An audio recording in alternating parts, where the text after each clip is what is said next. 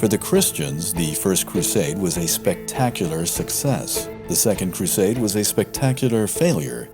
The Third Crusade would be known for, well, its spectacular combatants. But in the end, it was a draw.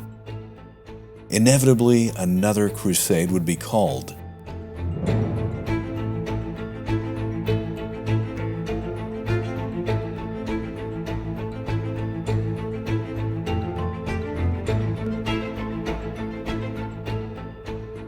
The 12th century had nearly come to an end. It was the aftermath of the Third Crusade. Great kings of Europe had answered the call of holy war and went into the East. But was it worth it?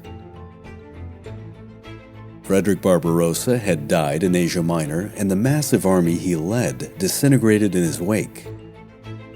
Philip Augustus called it quits shortly after the Great Siege of Acre. He returned to his French kingdom and renewed his war with the English. Then there was Richard I, who came within 12 miles of Jerusalem only to realize he would never be able to hold it. He turned back, leaving the Holy City in the hands of his worthy adversary, the renowned Sultan Saladin. Inevitably, a new crusade would be called, but was the Christian world able to adequately respond? The Byzantine Empire had enjoyed its last golden age under the Comnenian Restoration, but was now falling apart fast. Its emerging Dark Age was made much worse by the Angelos dynasty that was now in charge, arguably the most inept in Eastern Roman history. The empire they ruled was fracturing at the seams. In what had once been imperial lands, kingdoms like the Bulgarian and the Hungarian had ascended, fiercely asserting their autonomy. The French, under Philip Augustus, were bitterly engaged in a war against their old rival, the English. To his credit, the French king would masterfully lead his men and win considerable territory, but he would have little time for anything else. The English would lose their champion, Richard the Lionheart, during a siege in 1199. A lucky crossbowman hit the king and a fatal infection would set in. Richard's brother John would inherit the English throne and his war with the French. But John was not the military mastermind that his brother was. In time, John's hold on northern France would collapse. Then his nobility and barons would rise up in a major civil war, culminating with his signature on the Magna Carta in 1215. He was, to say the least, too indisposed for crusading ventures.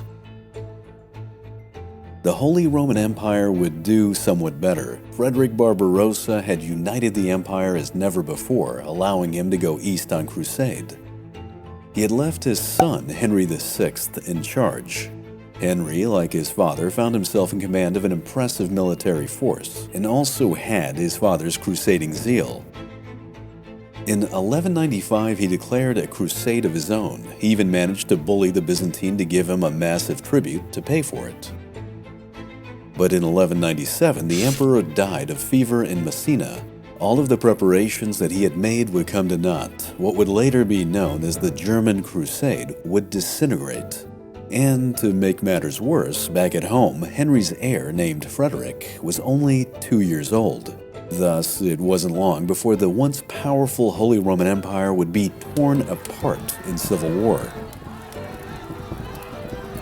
It would seem that most of the major powers of Europe were in no position to fight in the Holy Land. However, from this rather chaotic state of affairs, there would be one man who would be willing to take up the task of reclaiming the Holy City.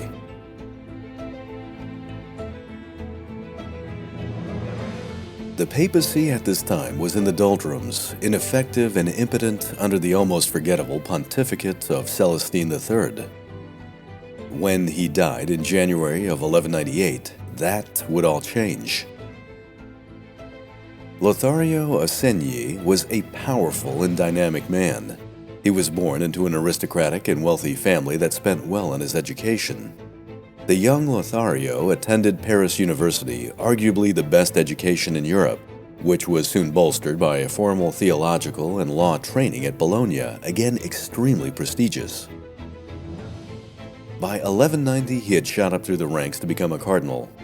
And then, at the tender young age of 37, he was elected Pope on January 8, 1198. literally the same day his predecessor died. It would have seemed that the Catholic Church was more than eager for a change, and that is precisely what they got. Now known as Innocent III, this new pope would bring a profound sense of drive, ambition, and vision.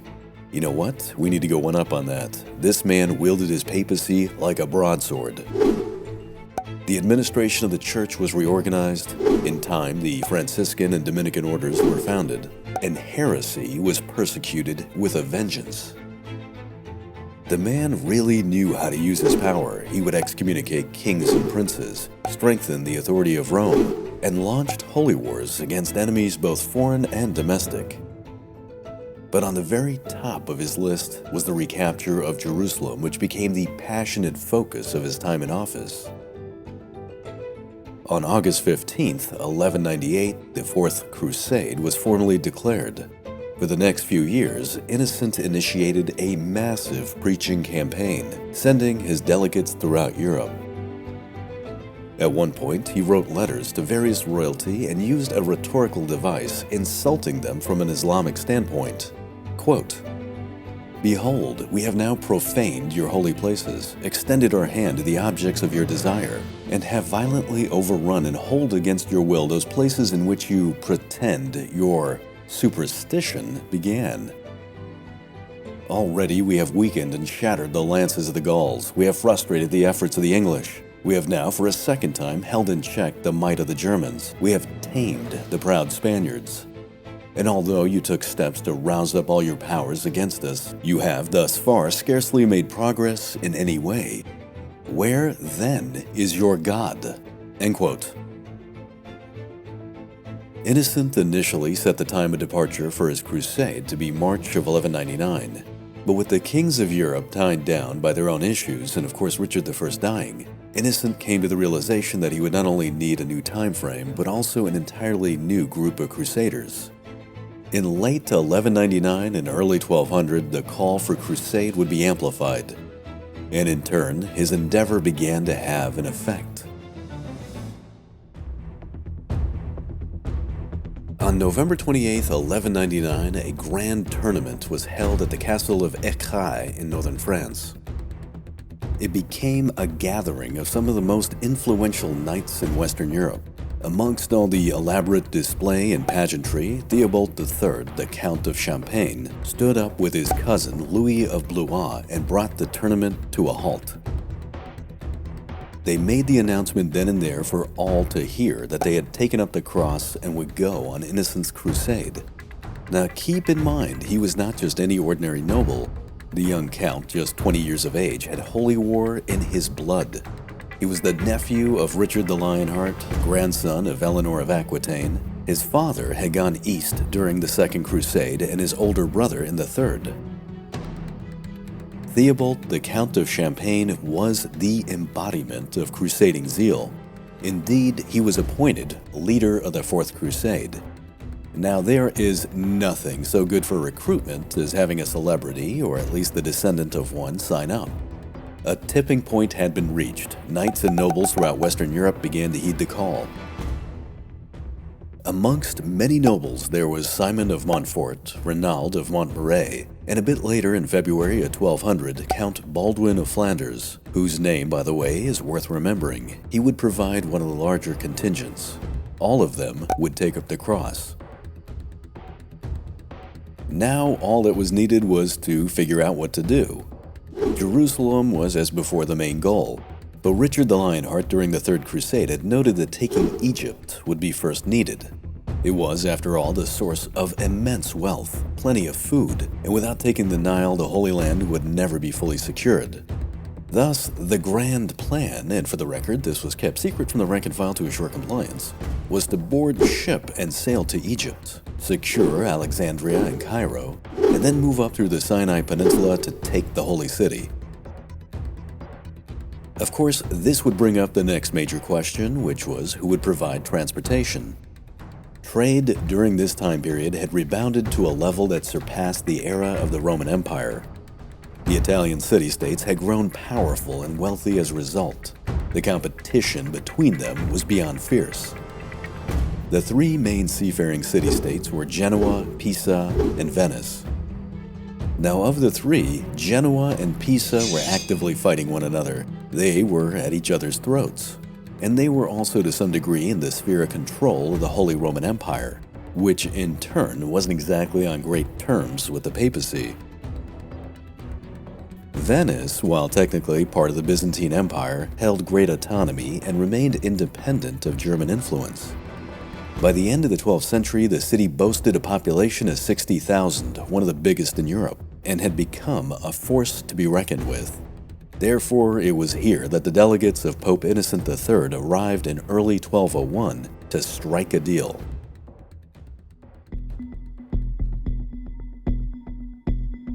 Doge Enrico Dandelo was nearly 90 years old and was blind by the end of the 12th century. There were rumors that he was blinded by the Byzantine Emperor Manuel I Komnenos during a visit to Constantinople in 1172. This rumor was most assuredly false. It was true, however, that the venerable Doge had no love for the Eastern Roman Empire. This may have had something to do with the Latin massacre of Venetians that occurred in 1182 in Constantinople. More on that in a bit. The ruler of Venice was an extremely keen man, with a preternatural instinct to business and expansion. Make no mistake, he wasn't just good at business, he was ruthless. Gunther of Pers, a Cistercian monk and chronicler, admired him, saying, quote, "He was, to be sure, sightless of eye, but most perceptive of mind and compensated for physical blindness with a lively intellect, and best of all, foresight. In the case of matters that were unclear, the others always took every care to seek his advice, and they usually followed his lead in public affairs." End quote. Robert of Clary regarded Dandelo as a most worthy man. By helping out the Crusaders, he knew he could slingshot past his competition by securing hegemony over the lucrative trade routes of the Levant and Egypt. In a word, he was in. But he also realized the extreme magnitude of risk that he would be subjecting not just his people, but also himself too. Jonathan Phillips, in his book The Fourth Crusade, puts this really well. Quote, "To transport the French Crusaders to the Holy Land necessitated a level of commitment unprecedented in medieval commerce. The number of ships required would absorb almost the entire Venetian fleet and would entail the construction of many new ships as well. A modern comparison might entail a major international airline ceasing operations for a year to prepare its planes for one particular client, and then to serve that client exclusively for a further period afterwards. As well as building the ships, the Venetians would also sail the fleet and participate in the expedition. Dandelo and his fellow citizens must have wanted the most watertight of guarantees that their labors would be rewarded in full. If the deal collapsed, then Venice faced ruin, and Dandelo himself would have to bear the enormous responsibility for that disaster." End quote. The agreement that was decided upon was for Venice to build and man enough ships to transport 4,500 horses, 4,500 knights, 9,000 squires, and 20,000 foot soldiers. Furthermore, Venice would contribute the sailors, captains, another 50 armed galleys, and enough rations for 9 months. The payment was 4 silver marks per horse and 2 silver marks per man, for a total of 85,000 marks. This was an enormous amount, equivalent to 60,000 pounds of sterling silver, or more than twice the annual revenue of the King of France. Now, part of the agreement was that Venice would get half the loot, either procured on land or on sea, not to mention any lucrative trade routes that would just happen to fall into their laps. This last point alone had the Doge panting in exuberance, dreaming of profit, and making him look past the insane amount of risk involved. But to quote the 62nd Ferengi rule of acquisition, the riskier the road, the greater the profit. So what could go wrong? An entire year would be needed for the intense labor, with the departure date set for June 29th, 1202, the feast day of St. Peter and Paul. Venice would keep true to its word. Phillips explains, quote, "The heart of the Venetian shipbuilding industry was known as the Arsenal. This was, and still is, located about 750 yards east of St. Mark's, in the adjacent Castello district. The number of ships required was immense. The Crusaders were to travel on large sailing ships, often converted cargo carriers. The size of these vessels varied. The greatest, called World, and others such as Paradise and Pilgrim, had masts tall enough to reach the towers of Constantinople. To us, these ships would have appeared ugly and ungainly. They were short, rounded tubs. The horse ships, known as tarida, probably carried about 30 animals. Each beast had to be suspended in a sling to prevent sudden movements of the ship, causing them to lose their footing and injure themselves. The animals were carried deep in the boat, with the main entrance falling below the waterline. When beached on shore and ready for battle, this door could be opened, and the horses, with their riders already fully mounted, could pour out of the ship and directly into the fray. This deployment would have given the invasion force an immediate and overwhelming tactical advantage. Based on these estimates, it was apparent that the Venetians needed to employ or at least provide at least 30,000 men to sail a fleet of the size proposed in the contract. Thousands of local mariners from the Adriatic shore must have come to join the crusade as the Venetians strove to fulfill their side of the bargain." End quote. Meanwhile, in the rest of Europe, nobles were making preparations to fulfill their crusading vows. However, the appointed leader of the Fourth Crusade, Theobald III, the Count of Champagne, became gravely ill and died on May 24, 1201. The remaining senior members met to decide on his replacement. After a long search, it was decided that Boniface, the Marquis of Montferrat, would be the new leader of the Fourth Crusade.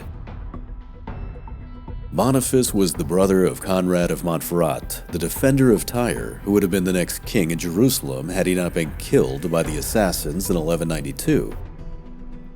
Boniface was considered a brilliant man. His family's legacy brought prestige and a sense of military experience. However, he was also Northern Italian with connections to the Holy Roman Empire. This would be a major source of contention for some of the Crusaders, who were predominantly French, and not that keen on following a mere Italian marquis into holy war. But despite this, the crusade pushed on, and in the spring of 1202, it was finally time for the Latins to come together in Venice. Knights from across Europe began to move towards northern Italy. The Venetians had prepared the island of St. Nikolaos, now known as Lido, as a place to house them. The island was nothing more than a sandbar, but it was expertly picked by the Doge.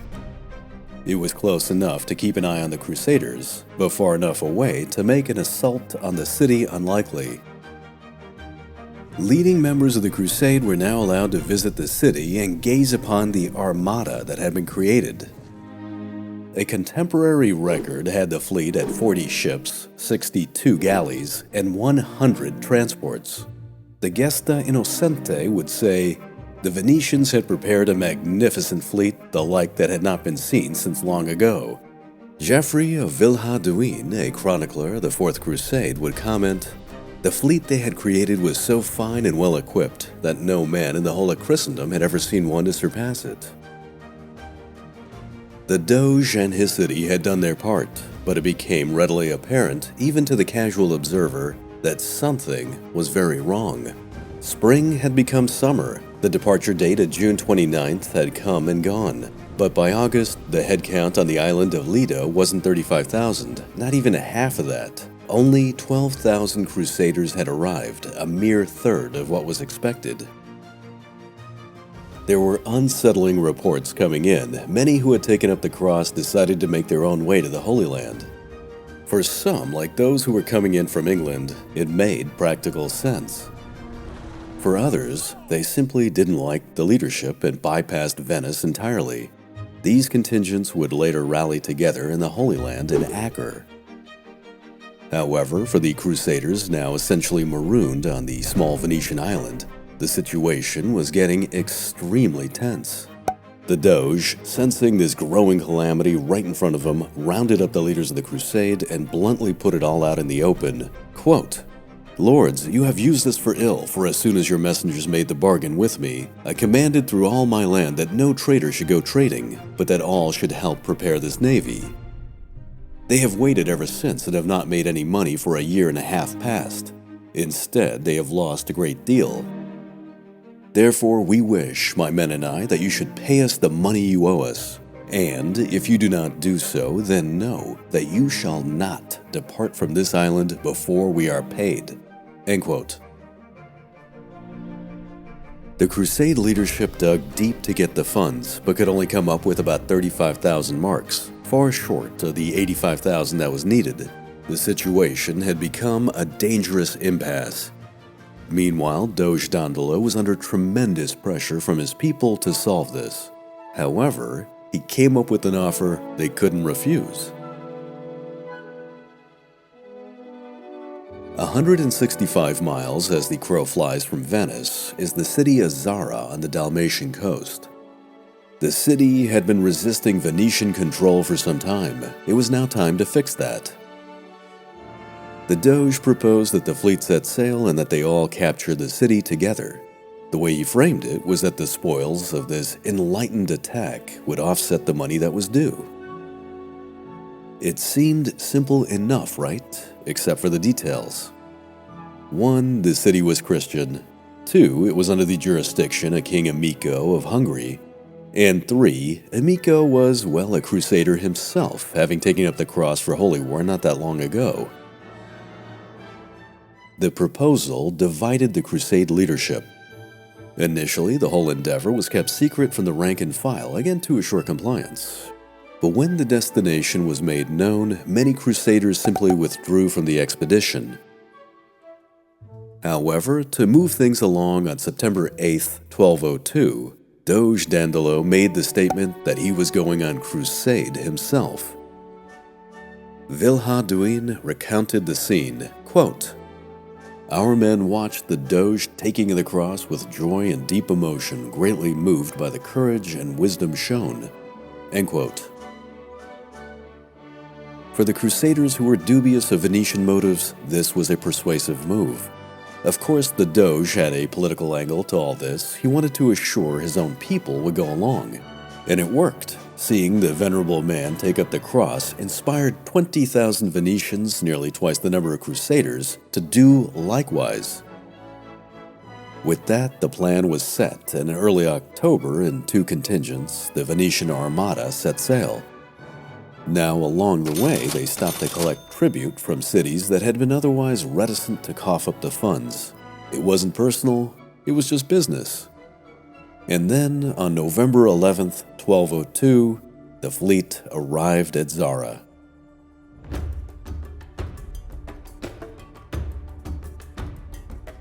The citizens of the city had closed the gates and had placed crosses in the windows to indicate that they were also Christians. An embassy was established on November 12th, where the defenders offered to surrender the city if their lives and their possessions were to be spared. The Doge responded by saying he needed time to talk with his associates, but there was great division in the Crusader ranks on what to do next.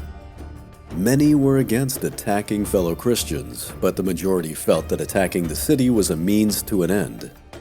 On November 13th, 1202, the siege engines were assembled with great efficiency, the Venetian navy began a blockade, and soldiers began to disembark. The siege itself was brutal, with Crusaders either attempting to scale over the walls or to mine underneath them. The defenders put up a stout defense, but the Crusader weight of numbers would eventually win out. On November 24th, the defenders of Zara, after weeks of fighting, had had enough. The city capitulated and the sack began. After a frenzied looting, the spoils were divided up amongst the victors. Now, despite being allies, the situation in the city would remain very tense. A mere 3 days after its capture, a major fight broke out between the Venetians and the Crusaders. Phillips brings this encounter to life. Quote, An argument broke out between groups of Frenchmen and Venetians. Conflict soon ripped through the city. What began as a localized brawl became an all-out war, the streets ringing with the clash of swords, the whirring of crossbow bolts, and the cries of the angry, the wounded, and the dying. All through the night, the riot carried on till the combatants wore themselves out and finally calm prevailed. It was fortunate that the city itself was not burned to the ground." End quote. When Pope Innocent III heard of the attack against fellow Christians, he was appalled. He took the drastic measure of excommunicating everyone on the crusade. This was a harrowing prospect for the Latin Knights, especially the rank and file, many of whom had come for the best of intentions. Some were now keen for redemption, whereas many others decided to leave the crusade altogether. As 1202 came to an end, the Crusaders and Venetians were accomplices in the fall of a fellow Christian city, a far cry from the vows of crusade. The future of their venture now seemed very uncertain and a bit dark. What would they do next? Fate at this time would intervene. The leader of the Fourth Crusade, Boniface of Montferrat, was not present during the siege of Zara. He had been at the court of Philip of Swabia and there had met a young Byzantine prince named Alexius, who was exiled and on the run. The prince knew of the Fourth Crusade, knew what kind of troubles they were having, and just happened to have an offer for them. This offer was initially kept quiet as it might have provided too much of a bad distraction. But now in the face of the Pope's excommunication and a crusade essentially stranded in Zara, all offers were given a new light. The young man promised to pay the Crusaders the insane amount of 200,000 marks, along with provisions, men, and support for the capture of Jerusalem, if they would simply come back with him to Constantinople and put him on the throne that his uncle had usurped. It was too good of an offer to refuse. Thus, in the spring of 1203, the battle-hardened Crusade army and the Grand Armada of Venice changed its path and set sail for the capital of the Eastern Roman Empire.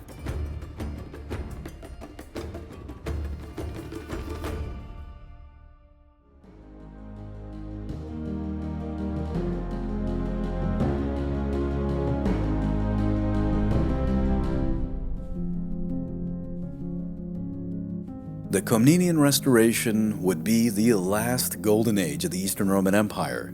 It would be followed by the darkest of days. Beginning in 1081, under Alexis I Komnenos, the empire, for the most part, would thrive politically, economically, and militarily. Alexius I, his son John II, and his grandson Manuel I would all enjoy long and relatively stable reigns. But a cornerstone of their prosperity was due to the resurgence of trade, and mark my words, this came at a price. Constantinople had a commanding position on the Bosphorus and was a major hub of commerce. The Italian city-states to the west, which had grown immensely rich on the trading boom, all wanted a part of the cosmopolitan city. Thus, the number of Latins living in the Byzantine capital soared, reaching 60 to 80,000 by the time of Manuel I's reign. Their presence was first resented, then hated, then reviled with a growing vigor. Emperor Manuel I attempted to rein them in, expelling many of the Genoese and Pisan residents. But the Venetians were not so easy to move. They knew how to fight back and had leverage.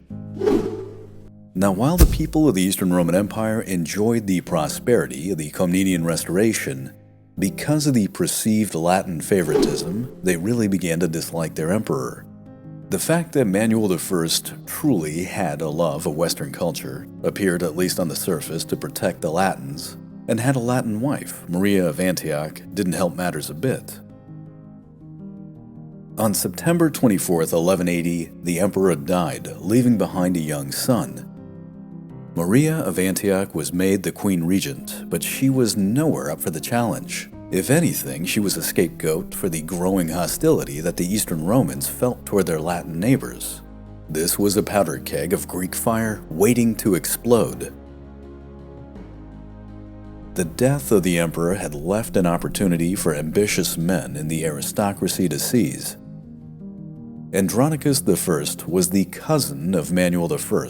He had ambition. John Julius Norwich explains just how much. Quote, Andronicus had always had his eye on the imperial crown. He learned of the growing dissatisfaction with the empress regent. He needed little persuading that his opportunity had come at last. In August of 1182, he marched on the capital. The army and navy hastened to join him. Even before he crossed the straits, rebellion had broken out in Constantinople, and with it exploded all the city's long pent-up xenophobia. What followed was the massacre of virtually every Latin in the city. Women, children, the old and infirmed, even the sick in the hospitals. Andronicus's triumph had brought out a degree of brutality that none had suspected. End quote. Now keep in mind that the majority of those that died were Venetians, something that would not be forgotten. Meanwhile, Andronicus had claimed the throne by appealing to popular support to place the Byzantine first. He did nothing to stop the massacre. The man believed in the enforcement of order. Norwich would say violence and brute force were his only weapons. He did stamp out corruption as never before and ruled with an iron fist, which was at first applauded. But soon he would resort to bizarre forms of punishment and torture to keep his aristocracy in line. There were rumors that he had gone insane. Fear and resentment began to grow, culminating in rebellion. Andronicus, sensing the change in his support, attempted to flee the city, but was caught. In the end, he reaped what he sowed. He himself was tortured for several days. Eventually, he was dragged to the hippodrome where he was hung by his feet and sword-bayoneted by 2 Latin soldiers until he bled out. Now, whereas the time of Andronicus I was regarded as a reign of terror, what would come next would be even worse. The man that would come to power, Isaac II, established the Angelos dynasty. As mentioned before, this dynasty was regarded as one of the worst, if not the worst, in Byzantine history. Isaac was a truly inept emperor who would always seem to favor pleasure over ruling an empire. He sold high administrational offices to completely incompetent nobility. The army and the navy were left to languish, becoming dangerously weak in comparison to their neighbors, who were only honing their abilities. The emperor would squander the diminishing income of the empire for lavish gifts and immense building projects, or simply use meager funds to pay off aggressive neighbors with tribute. Although, to his credit, he was able to put down several rebellions, and indeed in 1185 he was able to fend off a Norman invasion, he was, alas, incapable of stopping the fragmentation of his empire. The Bulgarians were able to establish a strong empire in the west, along with the Hungarians and the Serbs. Byzantine supremacy in Eastern Europe would be lost, and it would never return. In the east, the Seljuks remained implacable enemies and would prevent the Eastern Empire from asserting authority in Asia Minor. Even the island of Cyprus during this time would break off. Isaac II Angelos could do little but watch this happen, but the empire would not tolerate him for long. John Phillips, in his book, The Fourth Crusade, described what happened next. Quote, conspirators plotted to replace Isaac with his brother Alexius Angelos, whom they hoped would be more sympathetic to their wishes. A hunting expedition to Thrace offered the perfect opportunity. On the 8th of April 1185, as the imperial party left the main camp and rode off to hunt, Alexius and his men made their move. Once Isaac was fully engaged in the chase, the conspirators led their man to the imperial tent and acclaimed him emperor.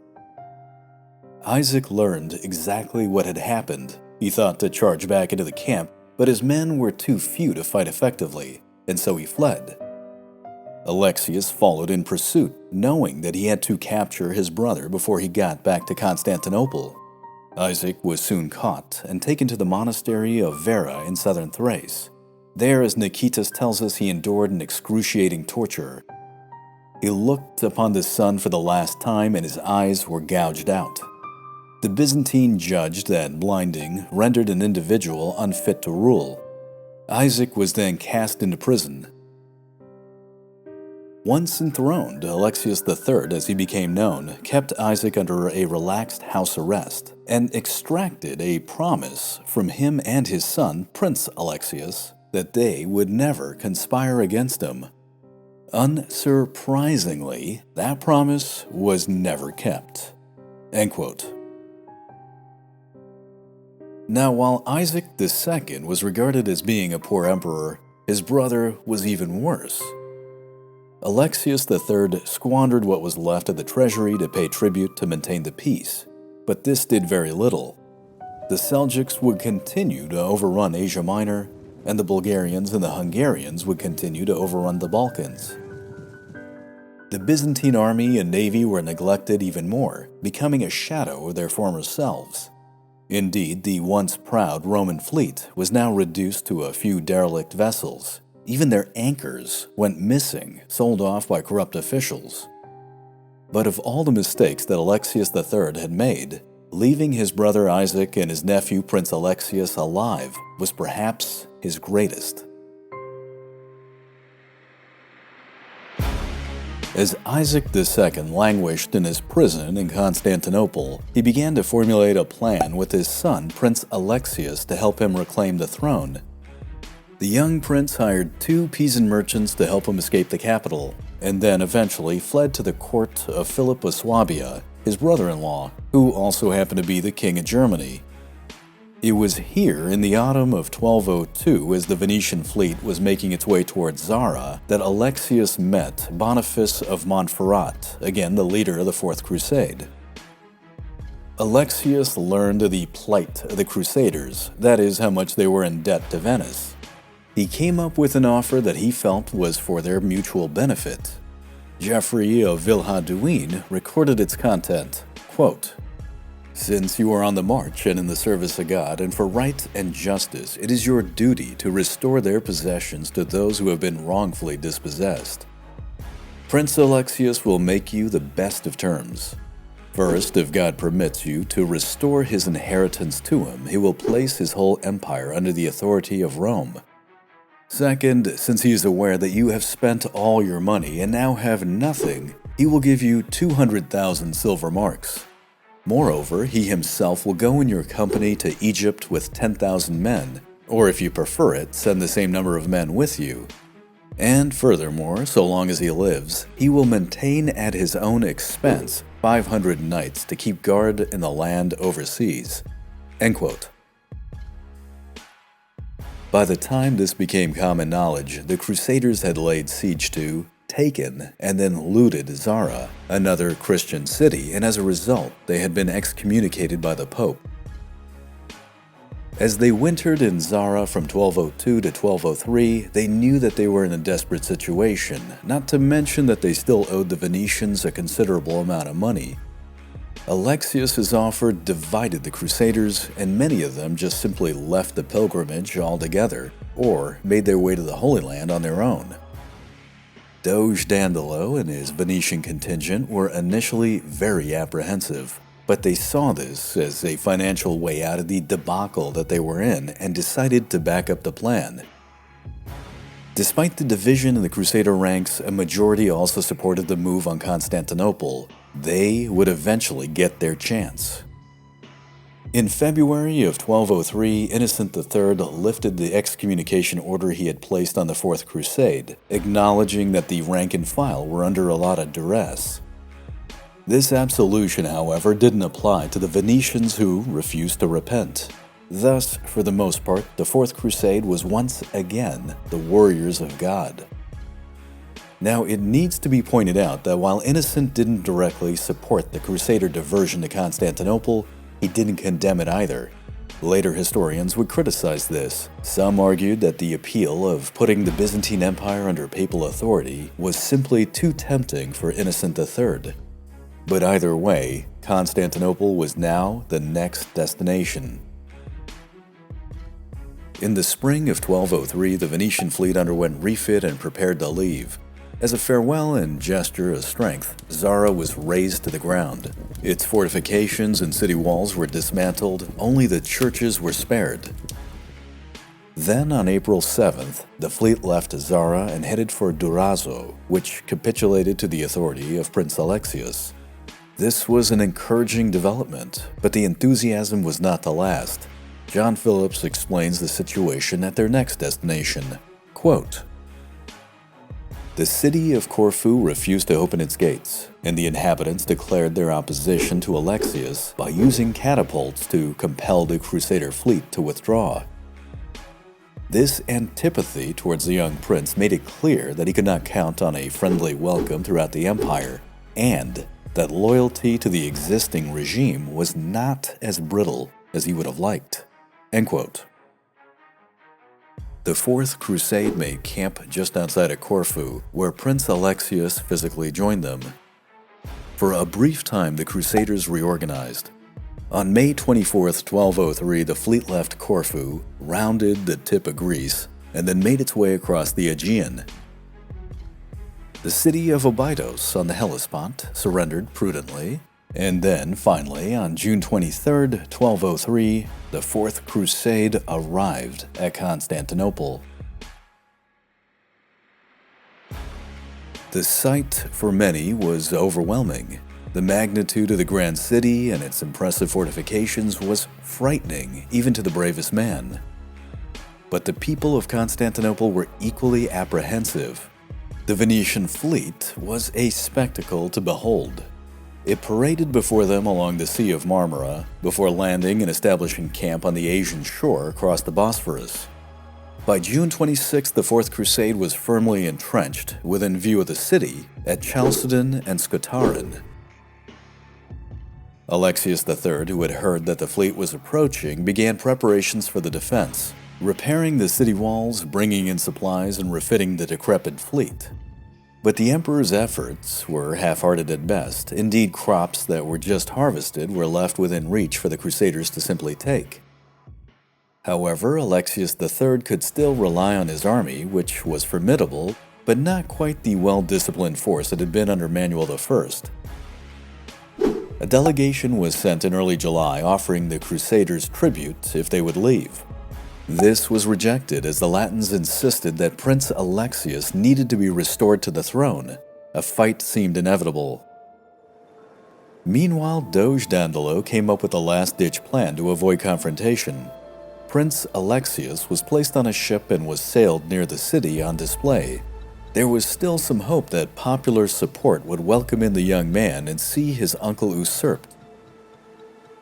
However, the reception that he got was extremely poor, and it began to dawn on the Latins that not only had they put too much faith in the prince, but now they would most likely have to fight their way forward.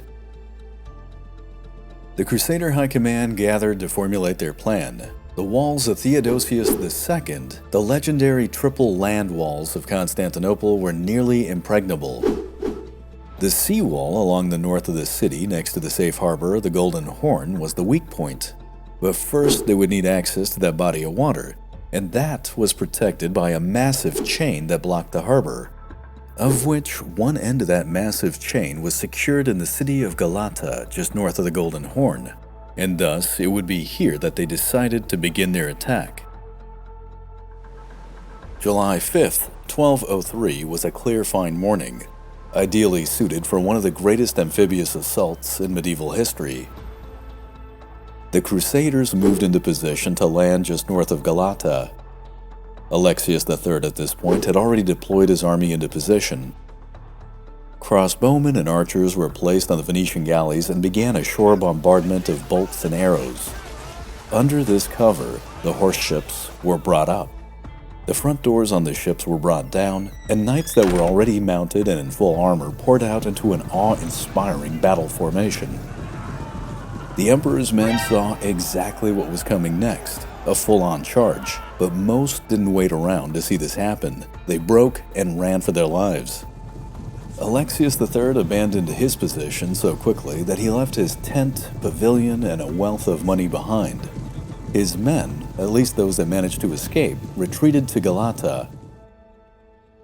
That night, the Crusaders brought up reinforcements and camped out near the town.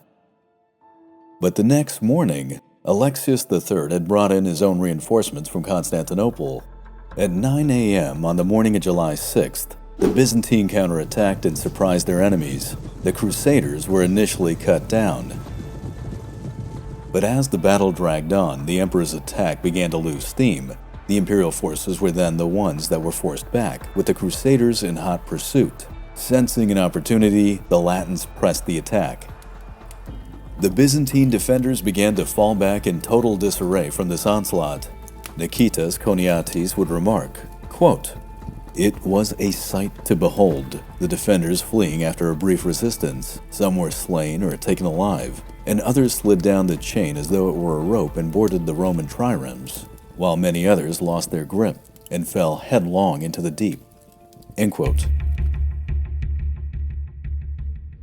Shortly thereafter, the citadel, the Galata Tower, was taken by storm. Resistance collapsed and the city surrendered. The chain that blocked the harbor was then cut, and the Venetian fleet sailed into the Golden Horn. Phillips explains the situation well. Quote, "The Byzantine vessels laid at the Venetians' mercy. The attack galleys hunted down the sorry remains of the Greek fleet, sinking some and capturing others, while a few chose to scuttle their ships rather than be taken. Breaking the chain was a tremendous blow to the Byzantine.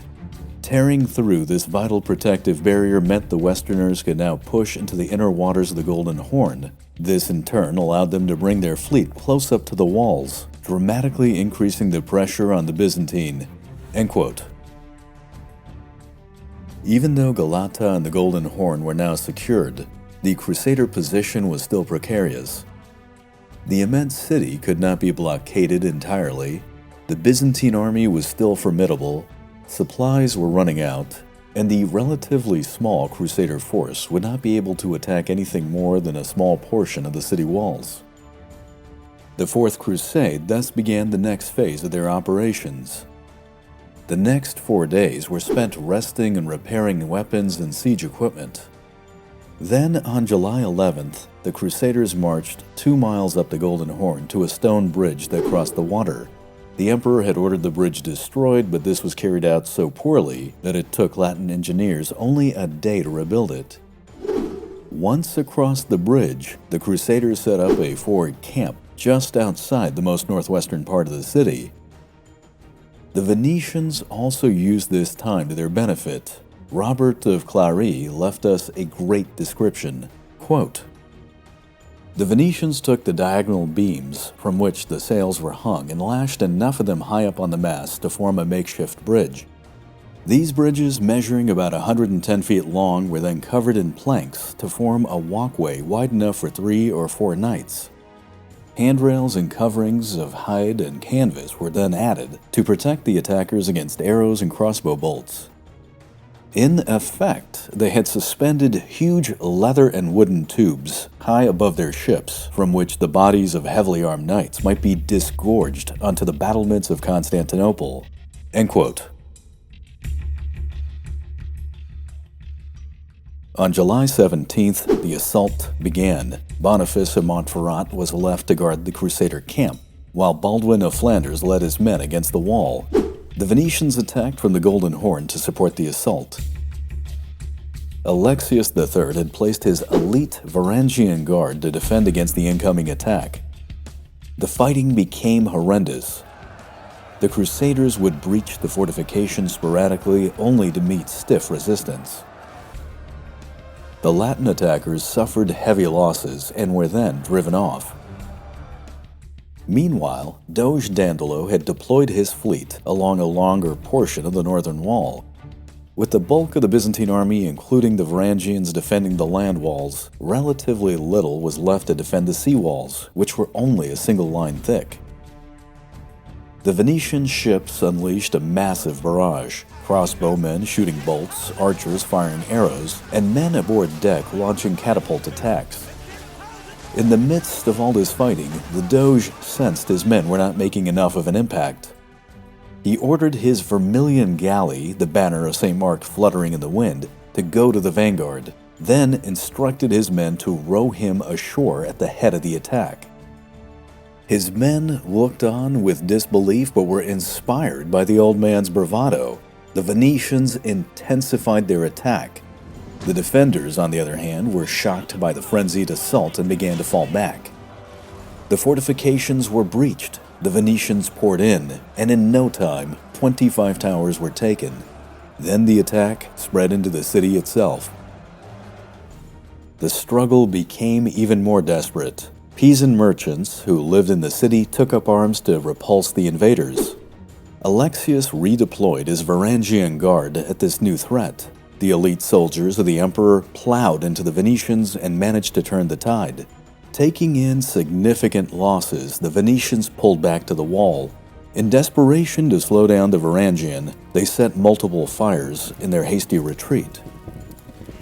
The fires began to spread and became a massive conflagration that gutted entire neighborhoods. Historians would later estimate that 120 acres of the city was consumed in the ensuing firestorm. Now, with the Venetians retreating and the Crusaders driven off, Alexius III determined it was time to go on the offensive. The emperor ordered most of his army to march out of the city. A second contingent was left in reserve intended as a later surprise attack. It was at this point that the Crusaders realized just how outnumbered they really were. It was nearly 3-1. Geoffrey of Villehardouin, seeing the numbers before him, was exasperated. He would lament, "You would have thought that the whole world was assembled there." The Venetians abandoned most of their positions along the northern wall to back up their allies, Doge Dandelo declaring that he would live or die alongside his comrades. The Crusaders formed up into a tight and well-disciplined formation, but the staggering army before them led to extreme measures. Stable boys and cooks were pressed into service. They were armed with kitchen implements, cooking pots for helmets, heavy blankets as armor. Meanwhile, Emperor Alexius III brought up even more reinforcements. The backdrop of his impressive city, with menacing, billowing clouds of dark smoke, only added to his alarming presence. Both armies slowly advanced towards one another. Just outside a crossbow range with the small river Lycus between them, both forces paused to size one another up. The Crusader High Command at this point fell into disagreement on what to do next. Meanwhile, the Emperor, it would seem, had them. All that was needed now was the order to attack. But that order never came. Instead, the standoff would continue and wore on well into the day. Then, seemingly out of nowhere and incredibly, Alexius III instructed his troops to withdraw. The puzzled and somewhat confused Venetians and Crusaders looked on as the behemoth imperial army retreated back into the city. Alexius's actions were a disgrace. His people were enraged, and the fact that the fires were still raging only intensified their hatred. His aristocracy approached him and threatened to replace him with his nephew if he didn't act. Grudgingly, he promised to attack the next day.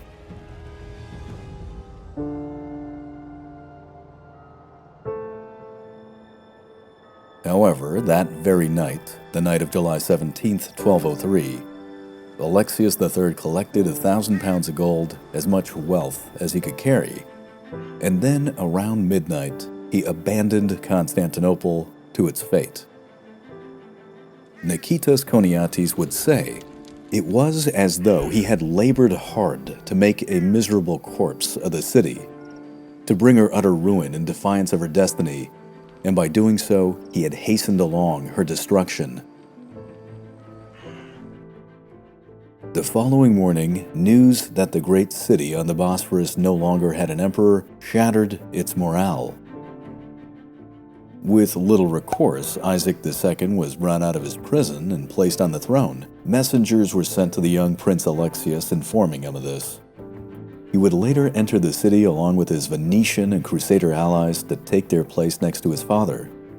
The prince would be crowned as Emperor Alexius IV. To his credit, he had managed to reclaim his inheritance. Now, however, it was time to repay his debt to those that had helped him. But when the young prince, now emperor, looked into his treasury, he found it was nearly empty. Even though he had become the next emperor, his greatest challenge lay before him. Alexius IV found himself surrounded by a vengeful nobility. His funds were depleted, and he had a completely bloodthirsty army on his doorstep.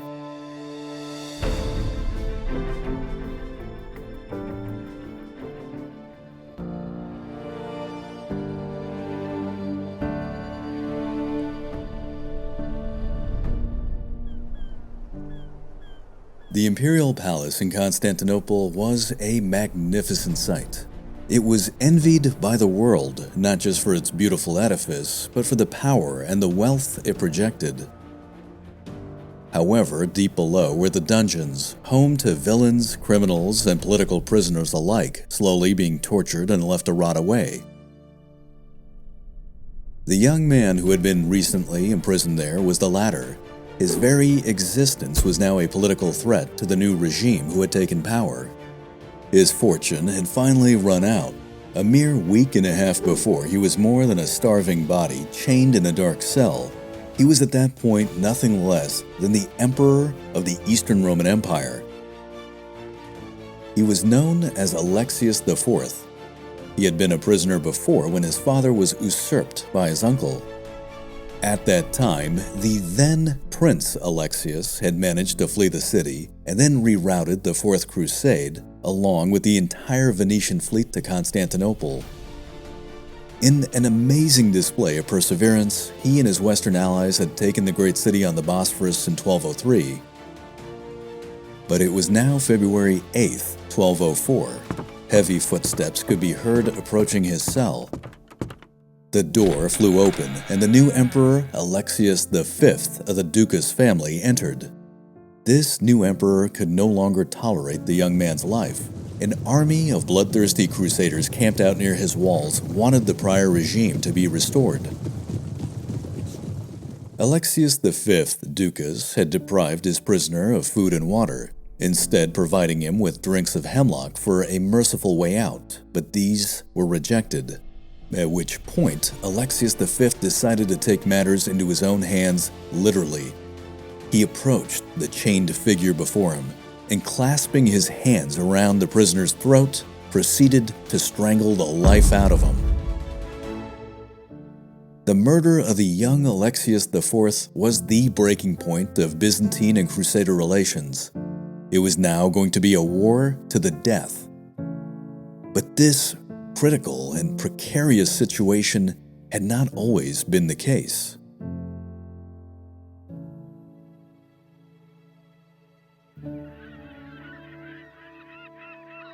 Six months before, the young prince and his allies had won an outstanding, albeit surprising, victory. When the prince's uncle, Alexius III, had fled, Constantinople was left without an emperor. At which point, the prince's father, Isaac II, was brought out of prison, dusted off, and placed on the throne. For the Latin Crusaders, it was a time to remember. To them, they had restored the young Prince Alexius to his inheritance, and thus they felt justified in their actions. The leaders of the Fourth Crusade were then brought into the city, ushered into the imperial palace, and celebrated their success.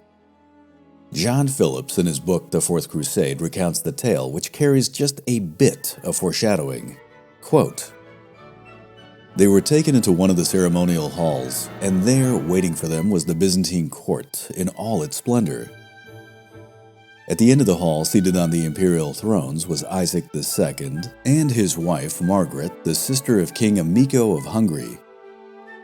Vilhaduin, again a chronicler of the Fourth Crusade, described the emperor as being dressed in the most costly robes imaginable. He was also quite taken by the empress, whom he described as a very beautiful woman. Villehardouin appreciated the irony in seeing the couple seated there in such splendor, when only the previous day they had been held prisoners by the very same people who now fawned around them. If these people could change allegiance to one of their own so quickly, what could be said about their loyalty to outsiders? End quote. When the feast was underway, Villehardouin approached Emperor Isaac II to discuss business. He recounted to the elderly and blind ruler the vast promises that his son had made in order to bring the Crusaders to his rescue. Isaac's response when he took in the breadth of the promises that his son had made was stunned silence. He was absolutely horrified at what was now due to those who had liberated him. Later, the emperor met with Prince Alexius. They were both well aware that the treasury was depleted, and thus they determined they simply needed more time to repay what they owed. The Crusaders and the Venetians accepted this. They established Galata as their base and then awaited what was due. Relations were still cordial. Indeed, many in the ranks of the Fourth Crusade were happy to see the young prince crowned as co-emperor. If nothing else, it meant that they had a higher chance of getting paid. On August 1st, 1203, Prince Alexius, aged only 21, became Alexius IV. He now ruled the Eastern Roman Empire along with his father. Alexius IV got to work right away. To fulfill his first promise, he announced that the Greek Orthodox Church would submit itself to the authority of the Pope. For those in the Fourth Crusade, this move gave their endeavors some degree of legitimacy in the eyes of the West. But, as can be imagined, this didn't go over well with the Roman people. What would happen next would be even worse. Emperor Alexius IV paid the Venetians 50,000 marks, which was just an enormous sum, along with an additional 36,000 to the Doge personally. This paid off what the Crusaders owed Doge Dandelo and his people. However, according to what the emperor had promised, much more was still owed, but by now the treasury was completely empty. With desperation and a bloodthirsty army at his doorstep, Alexius IV resorted to raiding the churches of Constantinople en masse. Nikitas Koniates, a more contemporary chronicler, described what he felt was the destruction of the empire's integrity. Quote, "In utter violation of the law, he touched the untouchable, whence I think the Roman state was totally subverted and disappeared. The emperor's men went to their work with vigor. It was a sight to behold. The holy icons of Christ consigned to the flames, after being hacked to pieces with axes and cast down, their adornments carelessly and unsparingly removed by force, and the revered and all-hallowed vessels seized from the churches with utter indifference, then melted down and given to the enemy troops as common silver and gold." End quote. The new emperor's approval rating dropped like a rock. He knew he was in an extremely precarious position. On one end, he had to keep his people and nobility happy while taking their money to give to the ravenous crusaders whose expectations never seemed to cease. At the same time, Alexius knew that the crusader presence was all that kept him from being ousted from power and likely executed. In exasperation, he would remark to them, "The Greeks, I must tell you, hate me because of you. If you leave me, I shall lose my empire, and they will put me to death." Thus, when the Venetian contract was set to expire in September, Alexius offered them even more to stay. Money worked. Doge Dandelo agreed, committing his men to stay in the service of the crusade till Christmas of 1204.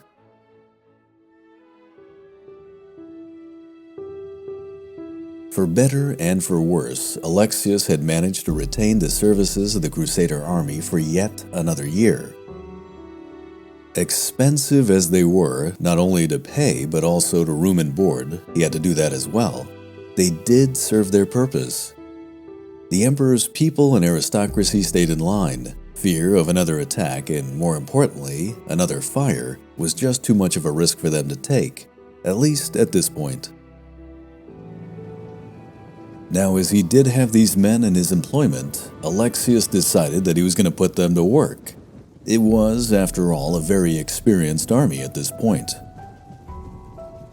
Shortly after he came to power, in mid-August, he set out with his allies on campaign to reassert his dominance over his newly won empire. This force moved west into Thrace, towards Adrianople, where Alexius III, again his uncle, had fled. Many cities along the way acknowledged the young emperor as sovereign. These very same cities were then systematically shaken down for as much money as they could cough up. With a powerful army at your back and the reputation that they carried, no one is going to disagree with handing over tribute. Now, it was later remarked by historians that the young Alexius IV seemed to come into his own and prosper commanding this force. He gained confidence and prestige with his relatively successful campaign under his belt. Granted, it wasn't a complete success. His uncle, Alexius III, escaped and went further west. What's more, the king of Bulgaria, Iohannis, whose kingdom had broken away from Greek rule in the 1180s, failed to recognize him as a ruler. This, by the way, would come back to haunt the Byzantines down the line. Now, the rest of his campaign was uneventful, but Alexius's homecoming to the great city would be anything but tranquil.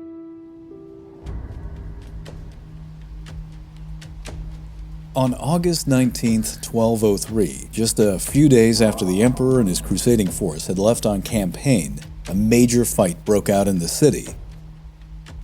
It was going to be a fight between Greek and Latin.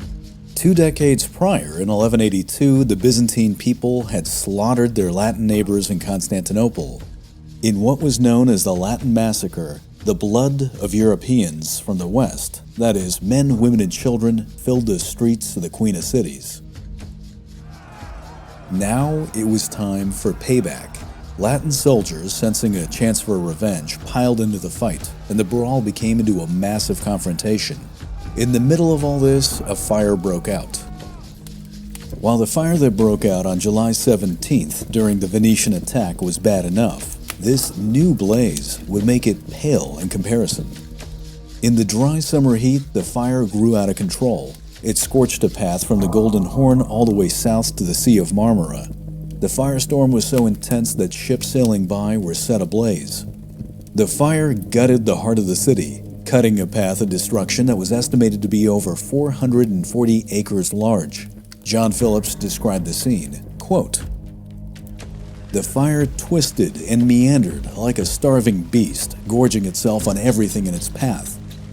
It was not just the wooden buildings that fell prey to the inferno. The great agora was consumed. Its elegant porticos toppled to the ground, while mighty columns were ensnared and licked to destruction by the flames. The Crusaders, based on the opposite shore, the Golden Horn in Galata, could only watch as the fire devoured great churches, huge private houses, and wide streets packed with merchant shops. Smoke billowed into the sky as the flames leaped from building to building. Screams of the trapped and dying pierced the air. The crackle of burning wood, the abrasive rattle of disintegrating stonework, the percussive thud of falling masonry, pierced by the sharper staccato crack of shattering roof tiles. And all of this would come together to generate a truly hellish noise." End quote. When Alexius IV returned to his city, he was a detested man. His people blamed him for bringing these intruders and for the violence that they had wrought, which had now crescendoed into this conflagration. The young emperor's position would only deteriorate further as he continued to strip churches, including the Hagia Sophia, of their treasures to pay the Western soldiers. As summer turned to autumn and then into winter, the situation in the great city became ever more critical. In fact, despite the Crusader occupying force, the people of Constantinople would turn increasingly to violence. Angry mobs began to form, skirmishes became more intense, and one man in particular, Alexius Ducas, a nobleman known as Mort Zouflos, who ironically was freed from prison by the emperor's regime, became the tip of the spear of the anti-crusade faction. Alexius Ducas would personally lead his men to attack the foreign occupiers, barely escaping death in a few encounters. Byzantine Crusader clashes got worse. As the fighting intensified, the Byzantine would then also turn their anger against the Venetian fleet. In early 1204, fire ships were sent into the armada that was docked in the Golden Horn, and this was done on more than just one occasion. It was only the skill of Dandelo's sailors that managed to keep the damage done to the Venetian ships at a minimum. Meanwhile, to make matters even more precarious, Alexius IV declared in December of 1203 that he would stop payments to the Crusaders, to which the Crusader High Command responded that if refused payment, they would do everything in their power to recover the money due. Doge Dandelo, when he heard about this, was furious and would remark, quote, "Wretched boy, we dragged you out of the filth, and into the filth we will cast you again. I defy you and give you warning that if you do not pay, I will do you all the harm in my power from this moment forwards." End quote. Alexius IV was trapped in the middle of a war that was erupting all around him. The only real question for him now was which side was the greater threat. Ultimately, and kinda sadly, the greatest blow would now fall from his own court.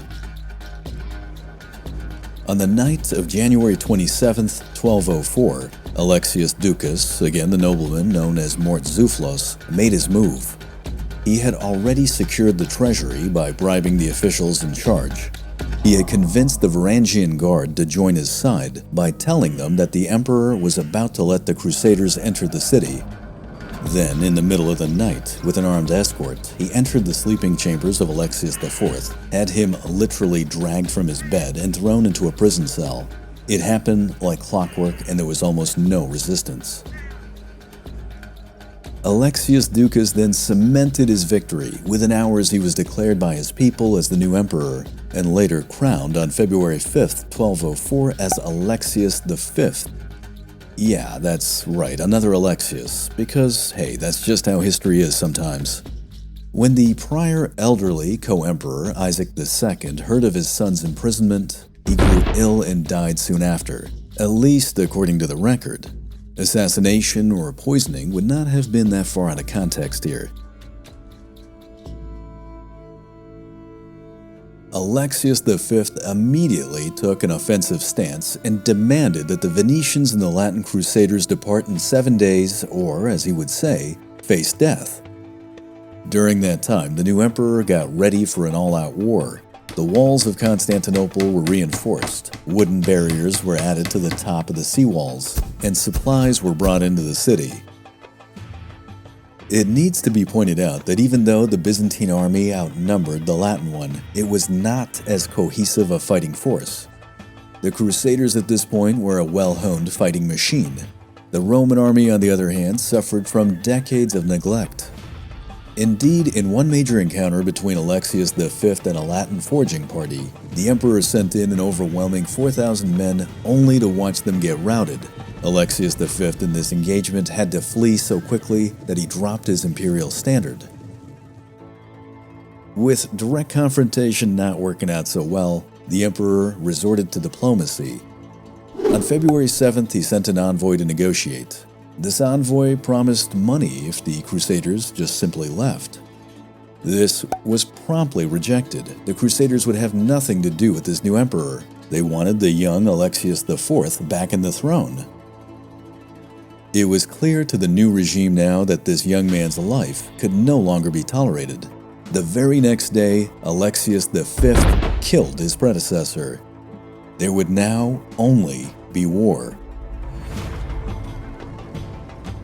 Both sides now geared up for the confrontation. Alexius V rallied his men as best as he could and continued to fortify his walls.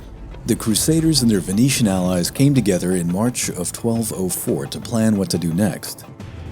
They felt that leaving and going to the Holy Land empty-handed was not exactly optimal. Instead, They planned to attack and conquer. Indeed, their confidence was so high that they decided then and there how to divide the Eastern Empire once the city was taken. The attack came on April 9, 1204, and was directed against the sea walls where the Venetians had had their success the prior year. The Crusaders arrived at the northwest portion of the city and disembarked in front of the walls. Scaling ladders and battering rams were brought to bear under the cover of a massive crossbow and catapult attack. Morale was high. The thirst for fame and fortune overcame the fears of a quick death. But the defenders were equally determined and for once had a committed leadership. Alexis V set up a forward command base at the monastery of Pantepoptis, where he directed his men fiercely. He knew that as defenders, they had the advantage. The improved defenses with the elevated wooden walls on top of the stone seawalls were too high for the Venetians to simply drop down on top of. The attackers were left to a dismal prospect of a direct assault, to which the Byzantine fought back. Scaling ladders were pushed down. Boiling oil drenched the attackers. Scores of arrows inflicted heavy casualties. Both sides fought tenaciously, but as the day wore on, the backbone of the Crusaders' strike faltered. They were first pushed back, and then their retreat became an all-out rout. At the end of that day, it became evident that the attack had failed. However, Crusader determination and Venetian ingenuity did not diminish. Doge Dandelo ordered his ships lashed together so that even larger siege towers could be constructed on top of them, giving his men the ability to go over the heightened defenses of the city. On April 12, 1204, the fight began anew. Once again, the Crusaders rushed the defenses of the seawall. Once again, the defenders held the line. Casualties began to mount up, and it looked like it was going to be another defeat for the Crusaders. Then, suddenly, a strong wind came in and pushed the Venetian ships so close to the walls that their masts touched the towers. The Doge immediately rallied his men to seize this opportunity. His men climbed to the top of the siege towers. There, balanced 95 feet above, swaying back and forth with the waves below, they had to time their jumps well. One can only ponder what would drive a man to such action. While some fell 9 stories to their death, many landed on the walls and began a ferocious fight with the elite Varangian guard that awaited them below. Meanwhile, at ground level, the fight continued. John Phillips brings this to life. Quote, Peter, the Lord of Amiens, took the initiative. He realized the importance of creating a hole in the wall at sea level. When he caught sight of a small bricked-up gate, he resolved to breach it. Some of his men crouched down to break through the wall. Their colleagues hunched over them using shields for protection against the missiles that rained down upon them. When the Greeks saw the Crusaders' intentions, they rushed to defend the gate. A deluge of crossbow bolts and stones rained down into the Crusaders' screen of shields. The Byzantines brought up vats of boiling pitch and Greek fire and poured them down into the Westerners. But, by a miracle of God, the Crusaders seemed not to have been seriously burned or crushed. The determination of these men was remarkable. It is on such acts of courage that entire wars can be turned.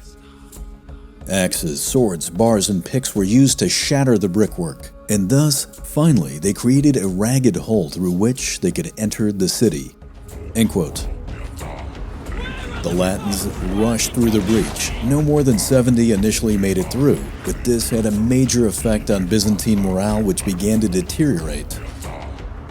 The emperor tried to rally his men, but a tipping point had been reached. More towers along the wall were taken. Their gates were thrown wide open. And then the fight began to spread into the city. Eventually, even Alexius' forward base was overrun. The conflict would continue well into the night as the Eastern Romans began to fall back. During the assault, another fire broke out, the third that the Crusaders had brought, and with that, morale collapsed.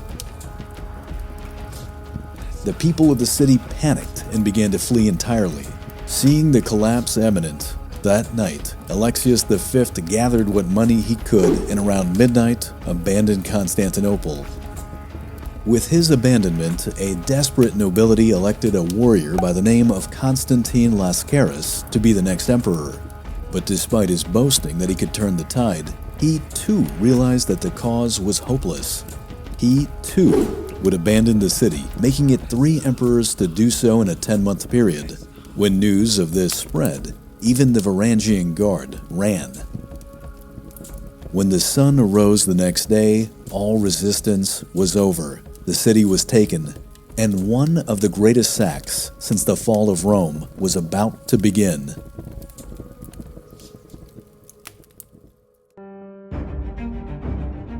John Julius Norwich, in his book, A Short History of Byzantium, conveys the magnitude of this catastrophe. Quote, "Once the walls were breached, the carnage was dreadful. Only at nightfall did the conquerors call a truce and withdraw to their camp in one of the great squares of the city. The next morning they awoke to find all resistance at an end. But for the people of Constantinople, the tragedy had scarcely begun. Not for nothing had the Franks waited so long outside the world's richest capital. Now that the customary 3 days looting was allowed to them, they fell on it like locusts.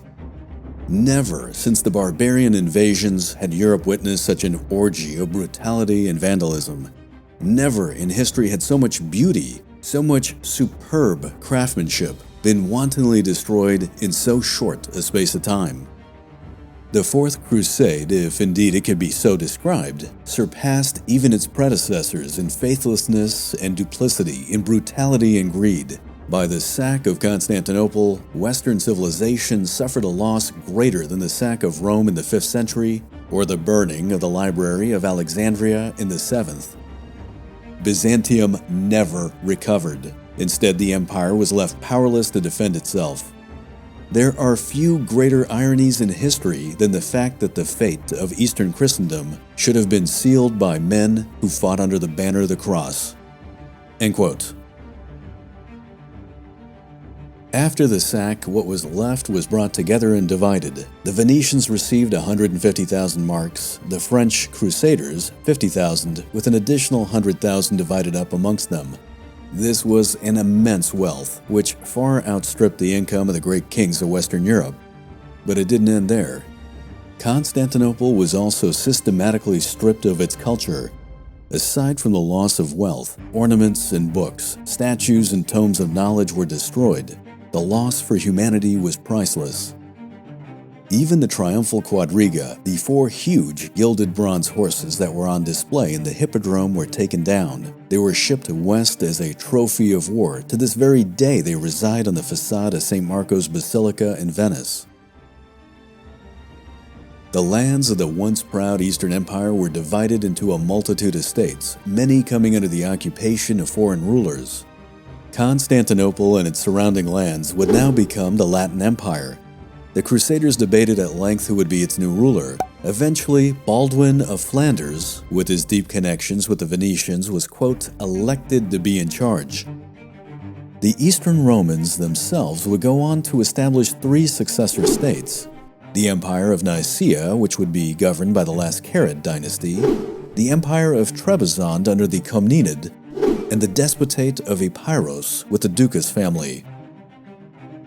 But perhaps we're getting too far ahead.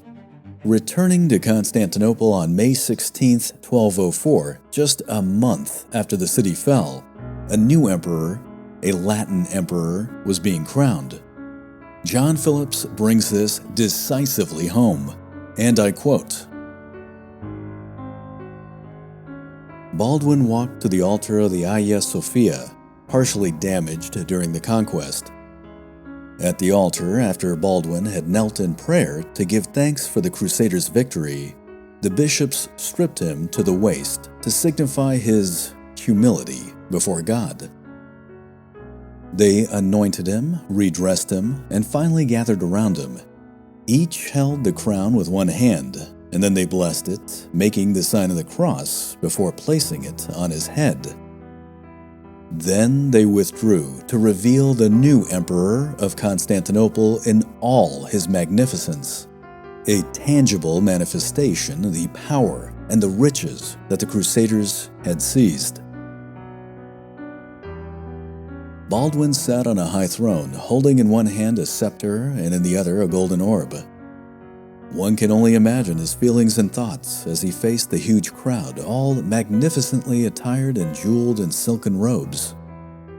As the congregation chanted the Mass, Baldwin's mind perhaps turned to his northern European home, the cold, marshy lands of Flanders. He may have thought of the wife he would now summon to be his empress. He could have reflected upon his illustrious crusading ancestors. He may have remembered the suffering and sacrifice of his fellow men as they fought to capture Constantinople.